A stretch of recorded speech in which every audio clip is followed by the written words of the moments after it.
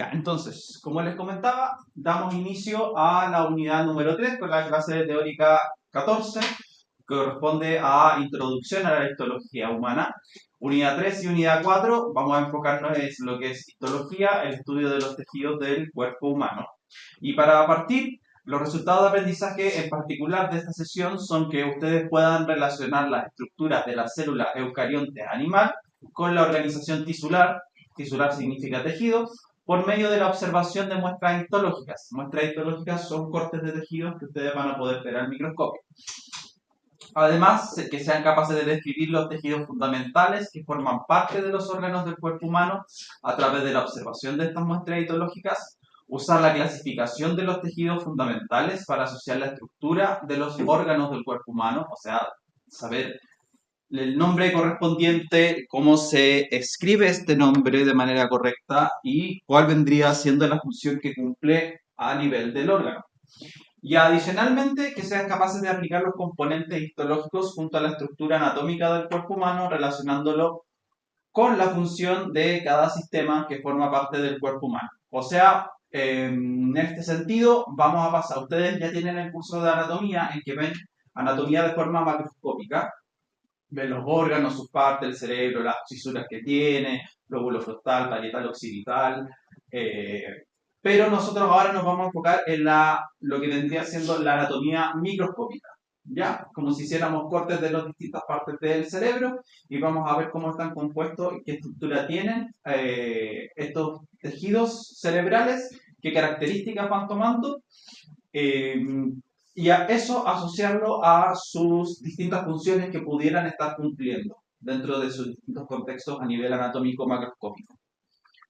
Entonces, para el día de hoy, los temas que vamos a desarrollar va a ser básicamente hablarles un poco de la historia sobre de la histología, la organización tisular, que pasamos desde las células a los tejidos, la histogénesis, cuál es el origen de los tejidos biológicos, la clasificación de los tejidos, las técnicas e instrumentos que se utilizan para el estudio de esta rama de las ciencias biomédicas, y la histopatología, que tiene que ver ya con el estudio de los tejidos. Pasamos de ver los tejidos en estado sano o normal a verlos en estado enfermo o con alguna patología asociada, ¿ya? Entonces, para partir, me gustaría consultarles si ustedes antes habían escuchado el concepto de histología. Aparte de esta clase, aparte de este ramo, en algún momento se lo habían planteado en algún ramo, en alguna asignatura, lo habían escuchado por parte de algún médico, por ejemplo. ¿Habían escuchado antes el concepto de histología? Yo sí, pero por mi hermana.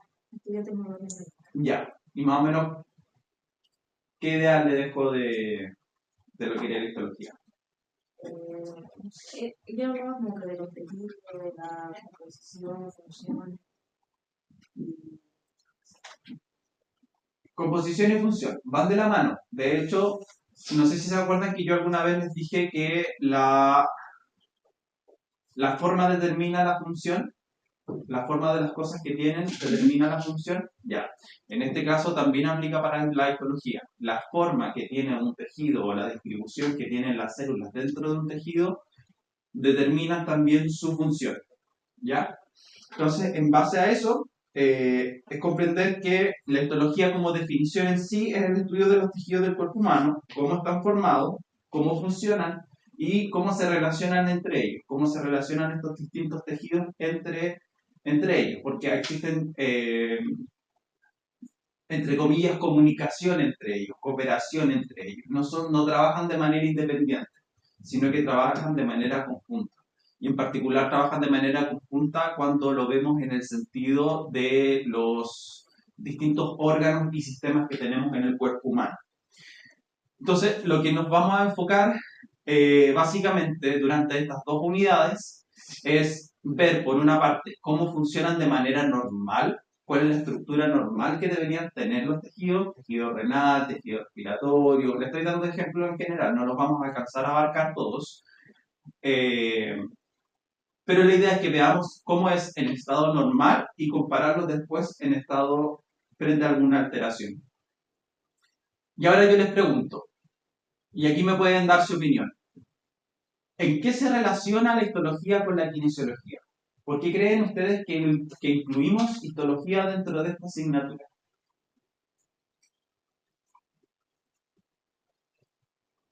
Ustedes como kinesiólogos, ¿qué es lo que van a estar haciendo en el futuro, cuando ya estén trabajando como profesionales de la salud? Rehabilitación, ¿cierto? ¿Y en qué va a consistir esa rehabilitación? Por ejemplo, ¿algún ejemplo?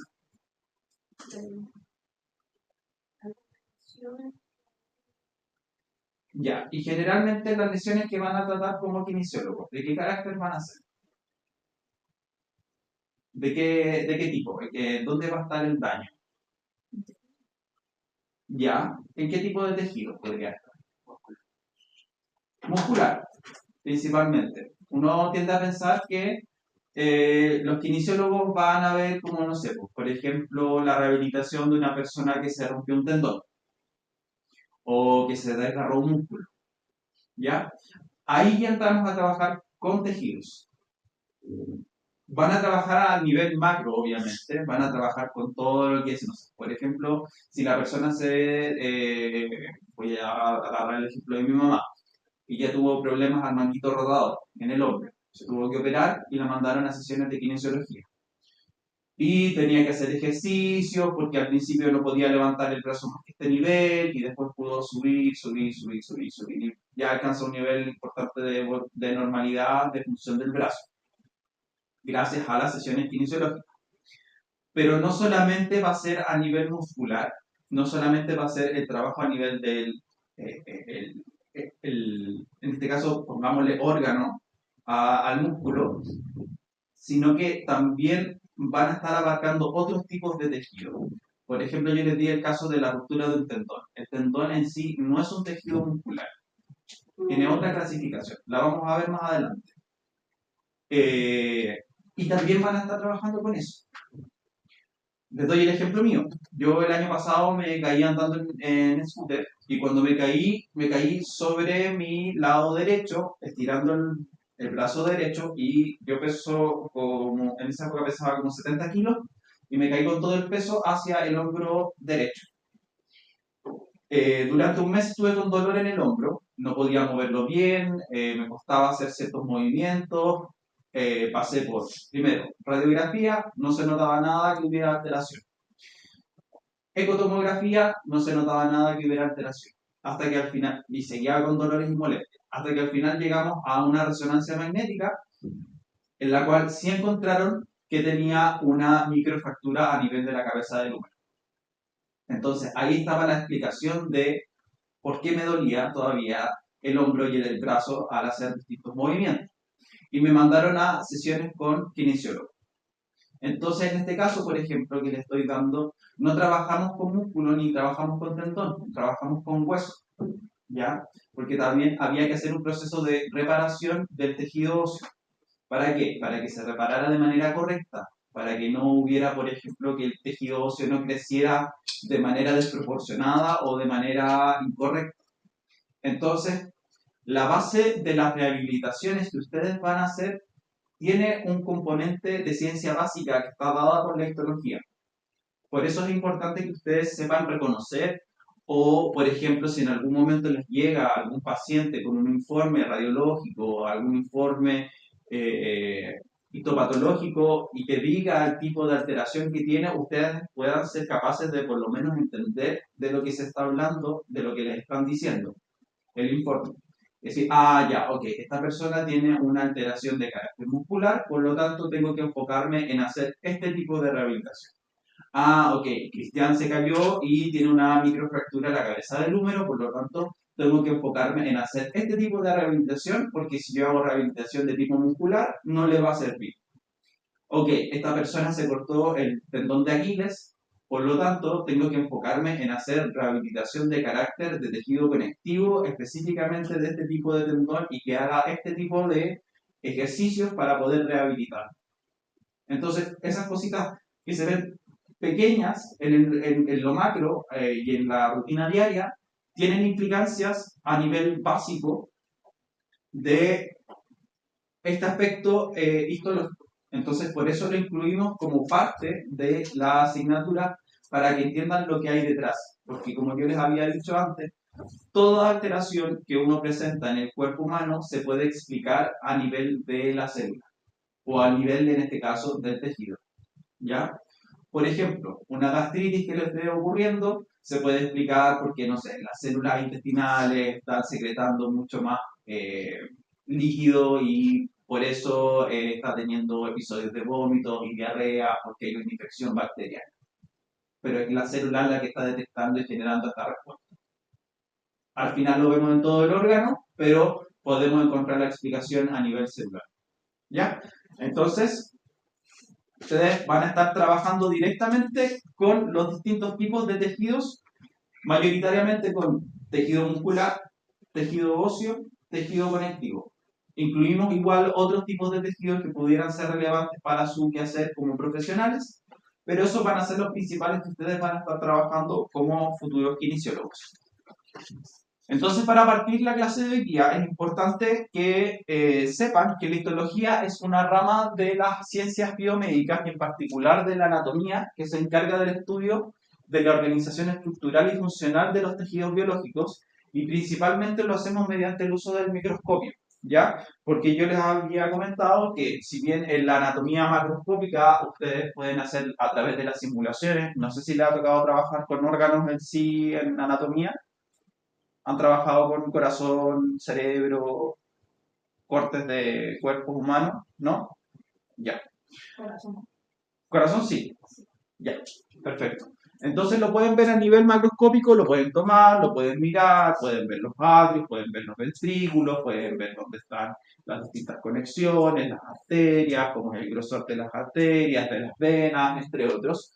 Pero en este caso, la histología requiere el uso del microscopio, porque vamos a necesitar ver las células y a simple vista, si no utilizamos un instrumento, no podemos ver las células y no podemos ver los tejidos, ¿ya? Los podemos ver en su conjunto cuando las células conforman los tejidos y conforman un órgano, claro, ahí podemos verlos, pero formando un órgano. Pero no podemos ver las células de manera individuales o dentro del conjunto que se forma como tejido, ¿ya? Entonces necesitamos hacer el uso del microscopio. Por eso es que se denomina que es el tipo de anatomía microscópica. Y esto nos va a permitir analizar no solo los distintos tipos de tejidos, sino que también las características que van a ir teniendo las células que componen los tejidos y la ultraestructura celular, o sea, cómo se van a ir distribuyendo, qué características tienen en su contexto dentro del tejido, eh, cómo, se, cómo se van coloreando.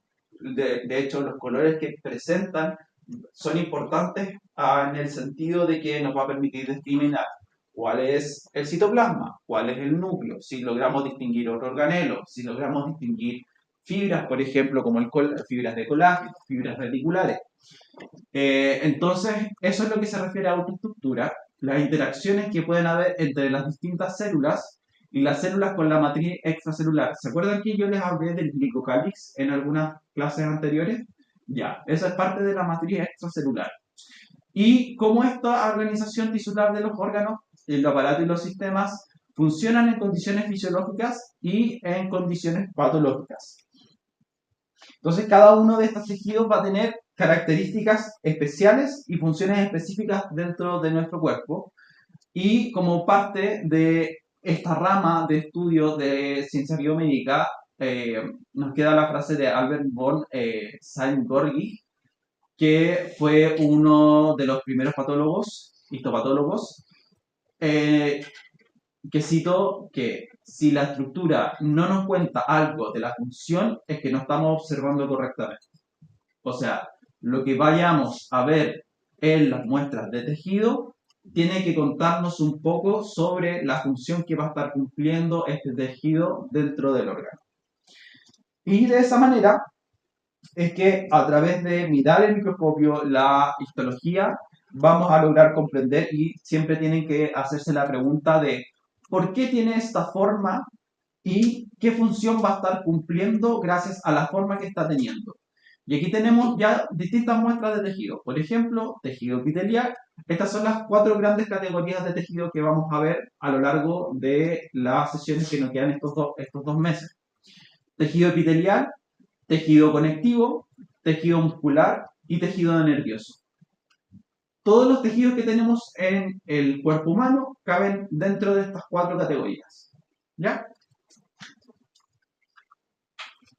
Ahora bien, la histología tiene su historia en su propio desarrollo y todo parte inicialmente con el hecho de que requeríamos una forma de poder ver estas células y eso se logró cuando se inventó el primer microscopio allá cerca de los años 1600. Y ya después viene todo lo que alcanzamos a ver un poquito en la primera unidad respecto a cómo podíamos ir viendo las células. Primero viendo a Anton van Leeuwenhoek con sus primeras bacterias, espermatozoides, eritrocitos, fibras musculares. También teníamos a Robert Hooke, que había visto lo que él denominó como células, como denominó como células, pero en realidad eran segmentos de corcho que habían quedado vacíos. Y más adelante tenemos ya en los 1800, cuando se empiezan a proponer las teorías celulares de Schleiden y Schwann, que vienen con la teoría celular, Rudolf Virchow, que nos dice que de cada célula proviene de una célula anterior, y ya empieza a formarse como disciplina formal la histología y una rama de las ciencias biomédicas, y ya para el siglo XIX, los 1800, empiezan a surgir las técnicas histológicas. Las técnicas histológicas básicamente van a ser, las vamos a ver también, comentar un poquito más adelante, es cómo nosotros logramos preservar los tejidos, porque si, por ejemplo, yo ahora me sacara un cortecito de piel y lo dejara al aire libre y lo tiñera para poder verlo al microscopio, me va a servir para verlo en el momento. Pero naturalmente ese tejido tiene células que requieren nutrientes, requieren oxígeno, entre otros elementos para poder sobrevivir. Y si yo no los trato antes con algún tipo de preservante, se van a descomponer. Entonces, una de las etapas iniciales de las técnicas histológicas es la preservación del tejido. Y adicionalmente, ya en esta época se empiezan a utilizar y se empiezan a descubrir distintas formas de ir coloreando los tejidos, utilizando distintas tinciones, que en este caso la más característica y que corresponde a esta sigla H y E, es la tinción de hematoxilina e eosina, que nos permiten ver este tipo ya de estructuras en los tejidos. Más adelante, ya pasando cerca a la mitad de los 1900, empezamos a mejorar las técnicas por las cuales nosotros podemos ver los tejidos.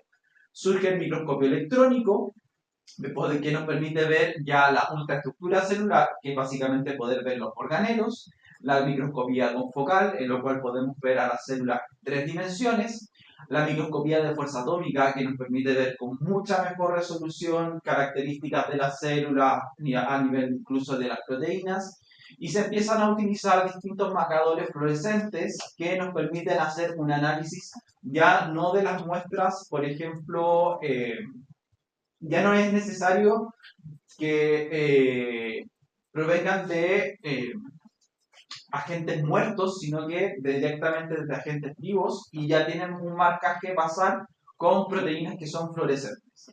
Y ya llegamos a la etapa de los 2000 en que tenemos microscopía de super resolución y nos permiten también, ahora aplicando la microscopía avanzada, la inteligencia artificial y el análisis de 3 dimensiones, en que el análisis histológico ahora se puede hacer de manera tal en que nosotros tenemos los tejidos, los procesamos con máquinas que procesan los tejidos, ya no está la persona haciendo el procesamiento de preservación, de fijarlos en un elemento para poder seccionarlo, las tinciones, sino que lo hacen equipos, lo hacen máquinas, que están calibradas para que funcionen de manera correcta, y después ya no está necesariamente el tecnólogo médico mirando los tejidos, sino que se pueden pasar a equipos los cuales hacen escaneo de las muestras, de los portaobjetos con las distintas muestras, y toman las fotografías, las escanean en super resolución y las mandan a servidores, o en este caso en nubes online, y quedan disponibles para que uno después pueda hacer el análisis desde computadores, desde tablets, desde celulares. Entonces, por ejemplo,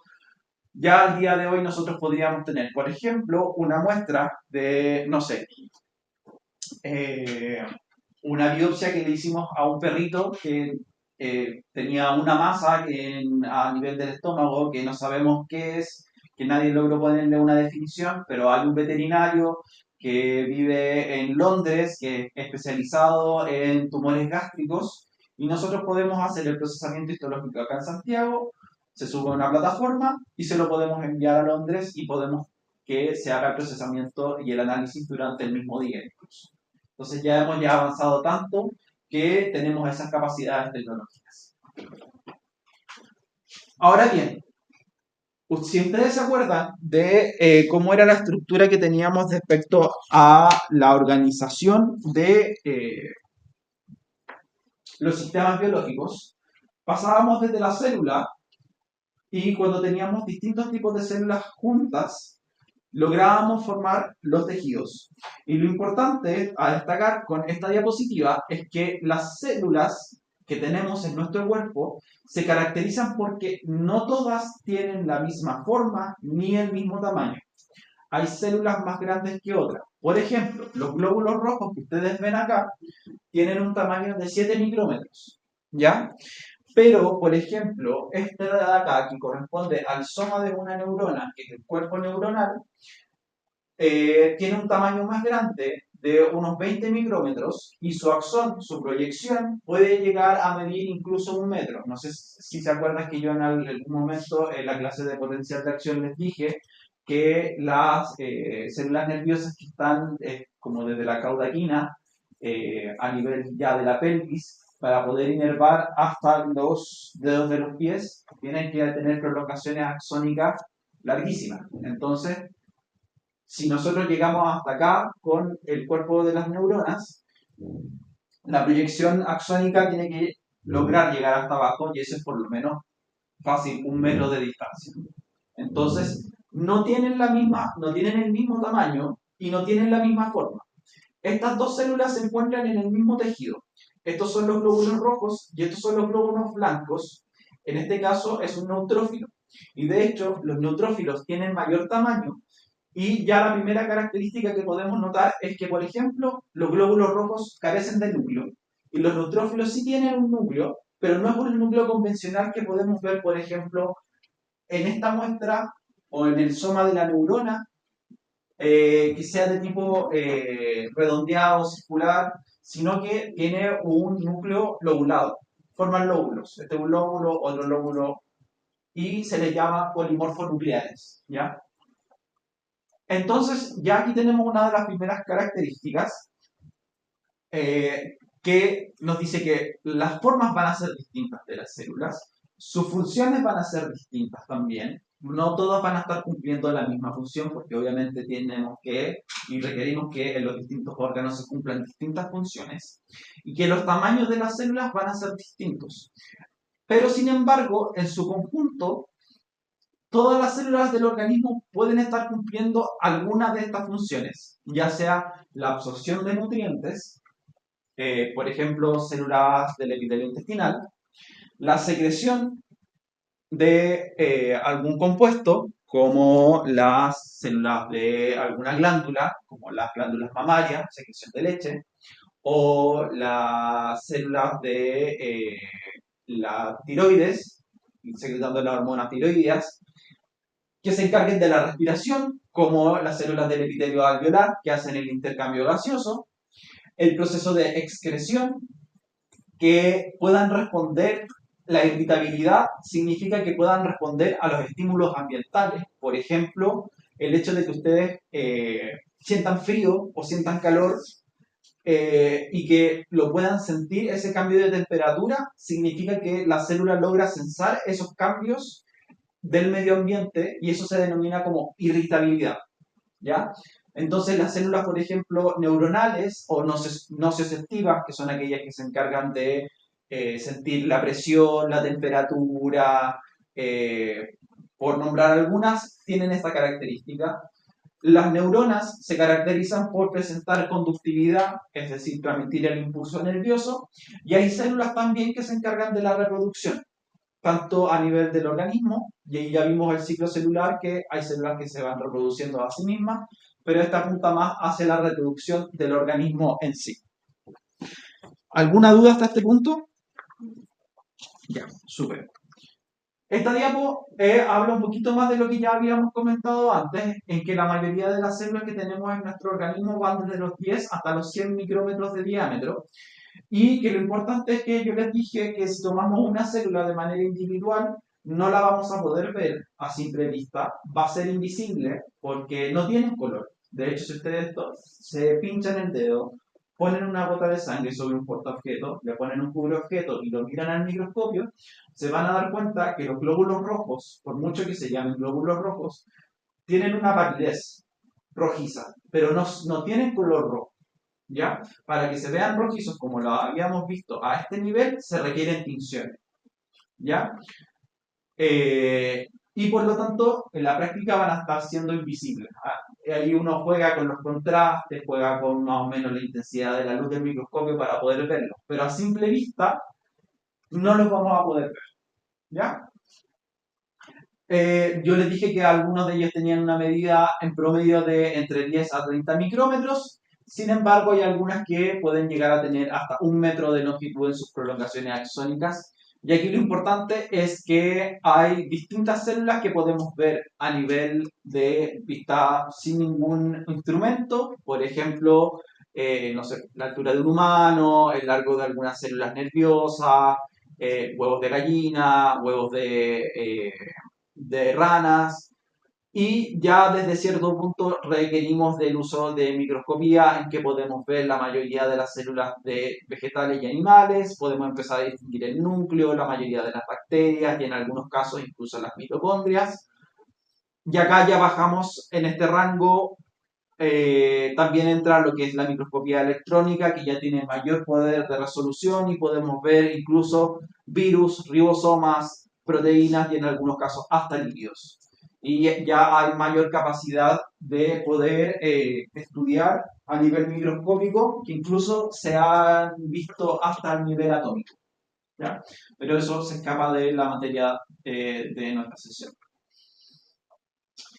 Todo esto parte con el hecho de que la histología general se da desde el principio de la vida, o sea, del proceso de la fecundación. El proceso de la fecundación, como ustedes deben recordar, se da por el hecho del encuentro del espermatozoide con el óvulo, en que se fusionan sus membranas y se inicia toda una maquinaria que activa el proceso de división celular. O sea, juntamos los dos sets de cromosomas de padre y de madre y eso nos permite formar una gran célula de carácter diploide y se inicia la maquinaria de la división celular. Y con esto, a medida que va evolucionando y que se va dividiendo en distintas cantidades de células, va a ir progresando, aumenta el número de células y eso le va a permitir que llegue a un punto en que se va a diferenciar en distintas capas y las distintas capas que se formen a nivel de la mórula posteriormente le va a permitir que distintas partes, distintas capas den lugar a los distintos tejidos que conforman el cuerpo humano. Entonces, por ejemplo, ya al día 4 y 5, ¿dónde está? Aquí 4 y 5, que estamos hablando del blastocisto, ya aquí se empiezan a diferenciar grupos de células en los cuales se va a dar lugar a estas capas que yo les comentaba, que nos va a permitir diferenciar los distintos tejidos que están presentes en el cuerpo humano. Entonces, ¿qué ocurre a nivel general? Partimos con este estado, que es el disco germinativo bilaminar. Y ustedes pueden encontrar dos regiones, que es el epiblasto y el hipoblasto. Y posteriormente esto se va a ir formando de manera tal en que el epiblasto va a dar lugar a la cavidad amniótica primitiva y el hipoblasto va a dar lugar al endodermo parietal, de manera tal que se genera este tipo de estructura en un proceso llamado gastrulación, en el cual tenemos una línea primitiva, un nódulo primitivo, aquí está el epiblasto, el hipoblasto, y aquí van a estar células separándose. Y en este proceso de separación, las células van a ir recibiendo señales que les van a decir, ok, tú vas a tal región, tú vas a esta otra región, tú vas a este otro sector. Y esta gastrulación y esta línea primitiva nos va a generar este tipo de estructura, en que tenemos tres capas: el ectodermo, el mesodermo y el endodermo. Y todos los tejidos del cuerpo humano van a derivar de estas tres capas. Del ectodermo va a dar origen a estructuras como la piel y el sistema nervioso. O sea, lo más externo. ¿Ya? Todos estamos recubiertos de piel, todo nuestro cuerpo está recubierto de piel, y la piel también está asociada al hecho de las sensaciones, que yo pueda sentir calor, que podamos sentir presión, que podamos sentir las temperaturas. Entonces van de la mano, van conectados. Luego tenemos el mesodermo, que va a dar lugar a lo que son los músculos, los huesos, los vasos sanguíneos y otros tejidos que se denominan tejidos de sostén, como los cartílagos, los ligamentos, entre otros. Entonces, músculos, huesos derivan del mesodermo. Y en el caso del endodermo, se van a generar estructuras internas, como por ejemplo el sistema digestivo, el sistema respiratorio, sistema renal, sistema reproductivo, todo lo que ya son estructuras más internas del organismo. Entonces, si se fijan, pasamos desde lo más afuera hacia lo más interno. ¿Ya? Ectodermo, piel y sistema nervioso; mesodermo, huesos y músculos; endodermo, todo lo que son los sistemas y aparatos internos, todo lo que está por dentro. Entonces, en resumen de esta diapositiva, todas las células de nuestro cuerpo derivan de alguna de estas tres capas.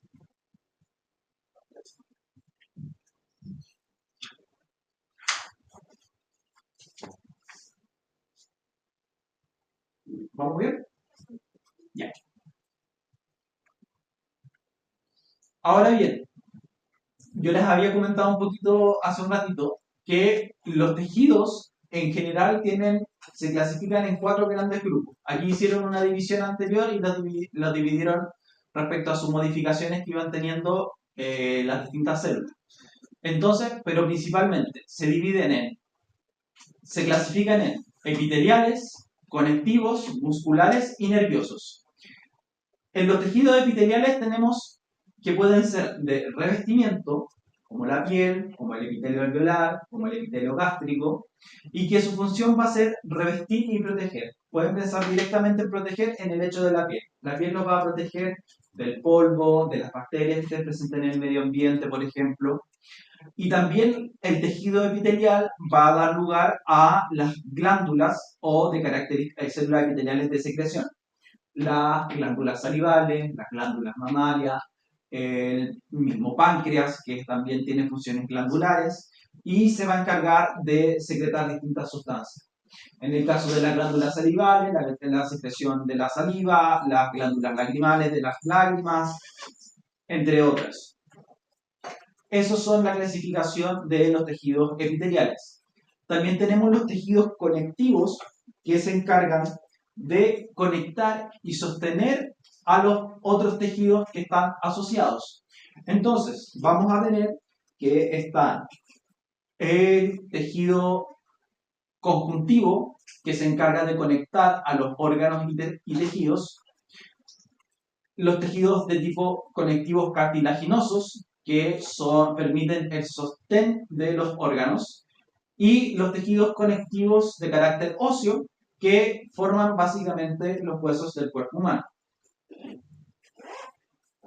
Y ya en las células que presentan un alto nivel de modificación, tenemos a las células musculares, como la musculatura lisa, que está asociada a las vísceras, cuyo movimiento es de carácter involuntario.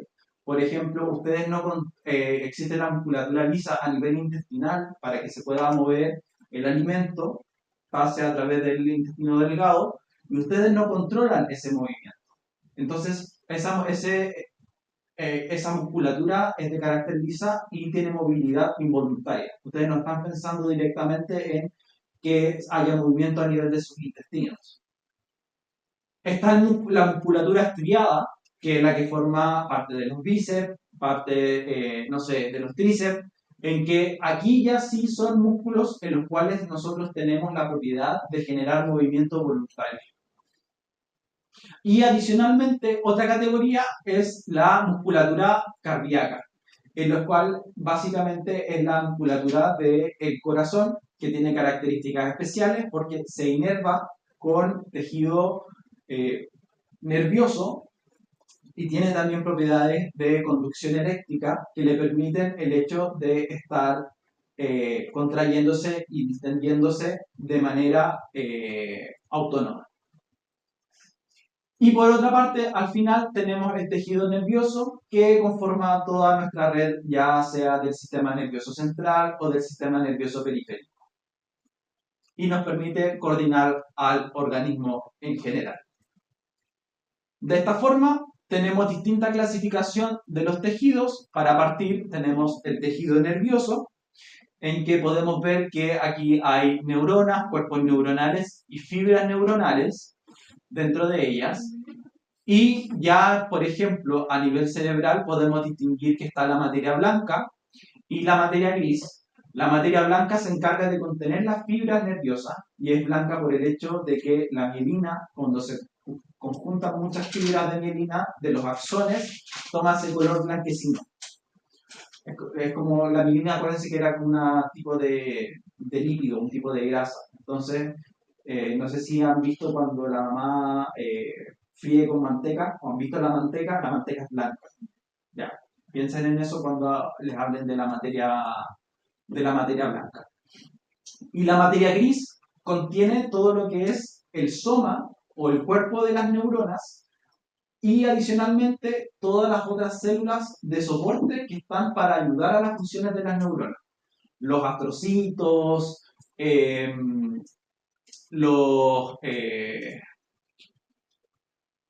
me olvidaron los demás células que están de soporte. Los mismos macrófagos que están a nivel neuronal, pero todas las células que ayudan a que el sistema nervioso central funcione de manera correcta. Eso tenemos a nivel del tejido nervioso. A nivel del tejido laxo, en este caso, que puede ser el conjuntivo dérmico, va a permitir que este tejido funcione como de carácter de pegamento, en que va a conectar distintas estructuras. Por ejemplo, va a conectar la piel con la musculatura, con el hueso, y va a permitir que a través de ella pasen tanto arterias como venas como nervios. Entonces va a conectar los distintos órganos subyacentes presentes en esta región corporal.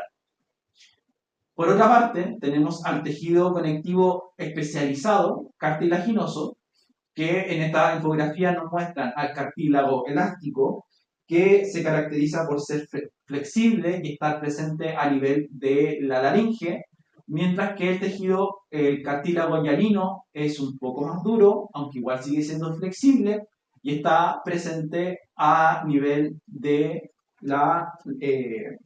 tanto de la laringe y también lo podemos encontrar en las articulaciones. Y aquí ya vamos complementando con lo demás que vamos teniendo. Tenemos el tejido muscular liso asociado a las vísceras, que yo les decía que tiene un movimiento autónomo que nosotros no vamos controlando. Tenemos por su contraparte al tejido muscular estriado o esquelético, del cual sí tenemos control voluntario y que nos permite el movimiento. Tenemos al tejido óseo, que tiene dos partes. Por fuera de los huesos está el tejido óseo compacto, que es más denso y nos permite que se forme un cierto grado de protección al hueso, mientras que al interior es de carácter esponjoso y aquí podemos encontrar, por ejemplo, la médula ósea, que no solo se encarga de generar más hueso, porque el hueso igual se va renovando a lo largo del tiempo. Cada 7 años, de hecho, nuestro esqueleto no es el mismo, como dato anecdótico, pero también permite que se alojen los precursores hematopoyéticos que dan lugar a las células sanguíneas. ¿Ya? Entonces ahí se van alojando. Tenemos también el tejido conectivo denso, que está asociado a los ligamentos y los tendones. Tenemos el tejido sanguíneo, que a pesar de que la sangre es un líquido, está compuesto por distintos tipos de células y también se encarga de transportar nutrientes, gases, productos de desecho, por lo tanto se le considera un tejido. Y el otro tipo de tejido que tenemos es el tejido adiposo, que si bien almacena y guarda grasa, también tiene relación con la capacidad energética del organismo y también se asocia con la regulación termodinámica del cuerpo, o sea, nos permite regular la temperatura de nuestro organismo. ¿Cuál es la estructura básica que tienen los tejidos? Todo tejido es básicamente una suma. Vamos a decir que un tejido es la suma de las células más la matriz extracelular. Y aquí ya tenemos lo que ya habíamos comentado anteriormente, los 4 tejidos básicos o las 4 categorías que habíamos comentado. Los tejidos epiteliales, que pueden ser de revestimiento o epiteliales glandulares. Los tejidos conectivos, que pueden ser tejidos conectivos propiamente tales o tejidos conectivos especializados. El tejido muscular y el tejido nervioso.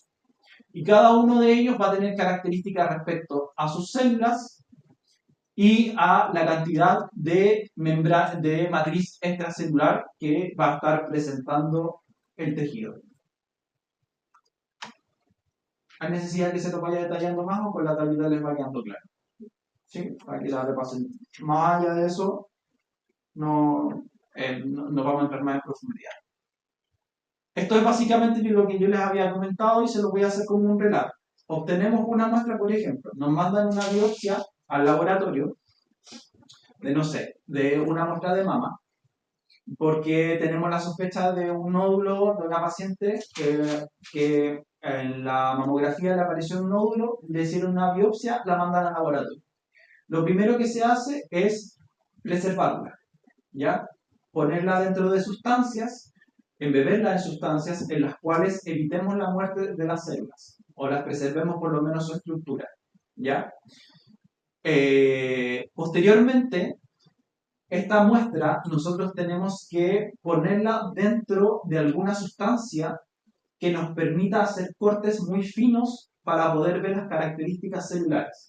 Y en general lo que se ocupa en la actualidad es la parafina o resinas. ¿Ya? Generalmente se ocupa la parafina porque es más barata y es mucho más fácil de manipular.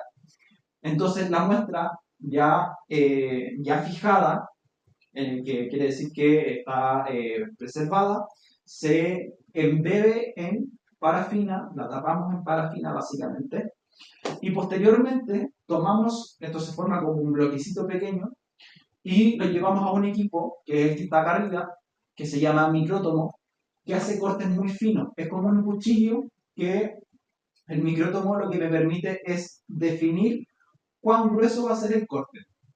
Es como cuando ustedes van a pedir, van a comprar jamón o queso, por ejemplo, y la señora les dice, usted le dice, finito, por favor, y le da tajada finita. O le dice, no, más gruesecito para que tenga más sabor, le hace el cortecito más grueso. Básicamente, esa máquina que ocupa para cortar jamón o queso es como que fuera la versión común del micrótomo. ¿Ya? Luego, este cortecito se pone sobre un portaobjeto que tiene características que permiten que se adhiera al tejido, y ahí nosotros realizamos el proceso de tinción. Porque si lo miráramos al microscopio, veríamos células que en general no tienen coloración, veríamos algunas características, pero no todas, y realizamos tinciones de distinto tipo, que nos permitan ver ciertas características.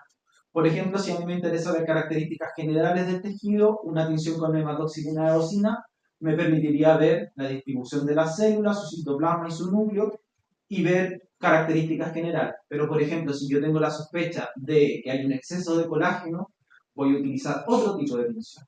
¿Ya? Eso se escapa de la materia del día de hoy y del ramo en general, así que eso quédense solamente con esa idea de que se ocupan distintos tipos de tinciones. Se genera una colección de muestras que básicamente se pueden ver al microscopio o a través de un escáner, y esto se lleva hacia servidores que nos permiten después verlo a nivel de microscopía virtual y lo podemos ver desde manera remota. Y esta diapositiva se las dejo incluida para que vean que hay distintos tipos de tinciones, por ejemplo esta de hematoxilina eosina, en que la hematoxilina tiñe aquellos componentes que son ácidos y los tiñe de color azul, y aquí se tiñen los núcleos de las células, y la eosina tiñe los componentes básicos, que básicamente son todos los componentes que están en el citoplasma, y los tiñe de un color rojo a rosado pálido. Tenemos la tinción de Baker, que tiñe fibras elásticas de color azul, la tinción tricrómica de Masson, que nos permite ver de azul oscuro los núcleos celulares que están ahí, donde estoy apuntando con el láser, de azul claro las fibras de colágeno de este tejido, y de color rosa o rojo el citoplasma de las células. Y hay otras tinciones como la tinción argéntica, que utiliza plata, el mineral plata, que tiñe de negro las fibras reticulares o las fibras de colágeno de tipo 3. Entonces hay distintas tinciones que uno puede hacer con un mismo tejido. O sea, yo hago múltiples cortes del mismo tejido y las puedo hacer múltiples distintos tipos de tinciones. Entonces, como actividad de cierre, respondamos a estas preguntas. En relación a las capas germinativas, de cuál o cuáles específicamente se originan los tejidos de nuestro organismo. ¿Quién vota por la A? ¿Quién vota por la B? ¿Ya? ¿Quién vota por la C? ¿Quién vota por la D? Ok, los que votaron por la B están en lo correcto. Recuerden que los tejidos provienen del ectodermo, mesodermo y endodermo. ¿Ya? Las tres capas que habíamos visto germinativas. Y la segunda pregunta es de los siguientes tipos de tejido. ¿Cuál de ellos, fíjense en la pregunta, fíjense bien en la pregunta, cuál de ellos tiene la importante función de conectar tejidos y órganos funcionando como sostén estructural tisular? Epitelio de revestimiento, tejidos conectivos, listo, tejidos conectivos, está puesto acá, conectar tejidos y órganos. Ya está la bibliografía, ¿cuál les puedo recomendar? Bueno, de acá en realidad como que no, hay muchas que les pueda recomendar. La Paulina, Gardner y Paulina son los dos libros que les recomiendo, que se los voy a tratar de subir dentro hoy día si es que es posible. Pero están súper buenos estos dos libros, así que si quieren hacer como repasos, ahí pueden hacer. Y esa sería la introducción a la histología. Cumplimos, lo logramos antes de los 50 minutos.